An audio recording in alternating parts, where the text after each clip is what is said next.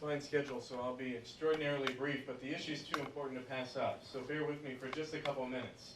I'm going to go out on a limb, I think, and ask a question, but raise your hand if you think the federal takeover of healthcare, or Obamacare, was a great idea. Okay. That system had public debate, public discourse. The people's representatives were engaged in the debate. There was a vote in Congress, and the president signed it. And yet we're still very frustrated, and rightfully so, about this federal takeover of something so personal like healthcare. There's another federal takeover going on. This time, there has been no debate, no real public discourse to speak of. Congress hasn't acted, state legislatures haven't been engaged, and the president hasn't signed a bill. And it's the federal takeover of education. How many of you, hopefully you'll answer a little differently this time, how many of you believe that education is at least on par with healthcare as being vitally important? Right, so don't we deserve that debate? Here's what's happened. There's a group of special interest groups and some politicians who encourage the states to reform education, and we all applaud, because public education in general in our country needs reform. I think everybody on the left and the right agrees that we need to reform our education system. Problem is that states didn't do this fast enough and in the ways in which they wanted. And so they began to, a couple of very rich people, some billionaires and their counterparts in special interest groups across the country, began to develop a national set of standards, education standards, that they wanted all the states to adopt. This wasn't going to happen without some kind of way to push it into the states. The stimulus package of 2009 created a giant pot of money for the Department of Education called Race to the Top. Well, these special interests had already paid for a lot of their work and a lot of the work of the National Governors Association and myriad other organizations. You can actually see the chart at truthinamericaneducation.org, right? Yeah. And it's brand new, we just launched it. And basically what happened is they made these core standards that they wanted all the states to adopt part of the competitive grant process for Race to the Top. So all these cash-strapped states that were desperate to win these grants from the federal government had to adopt the core standards, usually through just executive processes, not through a debate or act of the legislature, in order to earn enough points to get the money.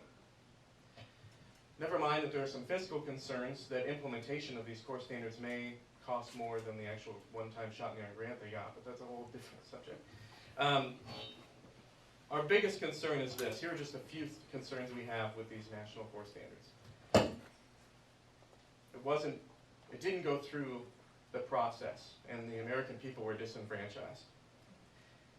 2, the basic math skills under these core standards are taught 2 years later than countries that outperform us. The geometry standards are unproven to work, and actually were tried by Russia 25 years ago and discarded because they didn't. The literature piece discards the traditional American literature curriculum for one that's based on informational texts and creates the perfect vehicle with which to drive any number of social agendas into our classrooms. So I'll leave you with 2 things. One is the scenario of then and now and in the future, and one is a real quotable quote that I want to leave you with. Up to this point, regardless of where your child goes to school, public, private, homeschool, whatever, you have an issue that goes on in your child's classroom or educational environment, you could go to that teacher, superintendent, school board, and if you band together with another parent or 2 and you go with this concern, something's not jiving with my family's values or my community's values, you can affect change. We don't exercise that ability enough as Americans, but we have that ability to do that. If we continue to allow this trend in the centralization and federalizing of education policy, you're going to go to those same scenarios are going to happen. You're going to go to your teacher, you're going to go to your administrator, you're going to go to your superintendent, your school board. They're all going to tell you the same thing. It's out of my hands. This decision was made for me by unelected bureaucrats and special interest groups in Washington. Does that sound good to you guys?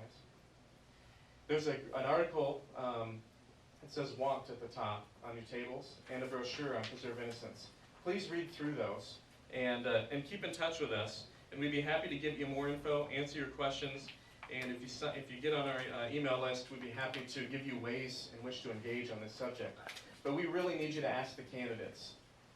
You know, it's one thing to give lip service like we have since the late 70s, let's get rid of the Department of Education. That's great. But what we really need you to do is to reverse this trend in the centralization and federalizing of education policy and work hard to ensure that parents that their role as the primary shepherds of their children, and the ones primarily responsible for their child's education, if not solely responsible for their child's education, let's not disenfranchise those parents. Let me leave you with a quote. There are only two governors that really vocally stood up against this core standards push, and they were Palin of Alaska and Perry of Texas. But Perry had the most quotable quote, so I'll leave you with it. He said, partially in a letter to Arne Duncan about why they're not going to apply to Race to the Top, "It would be foolish and irresponsible to place our children's future in the hands of unelected bureaucrats and special interest groups thousands of miles away in Washington, virtually eliminating parents' participation in their children's education." He said, quote, "It smacks of a federal takeover of our public schools."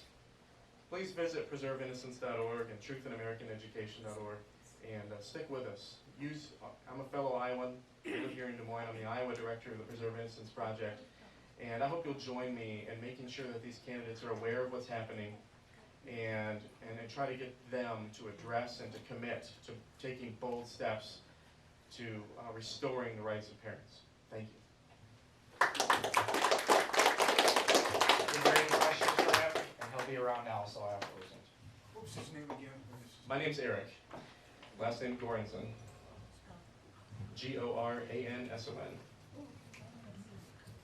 Okay, well, he'll be around to ask questions.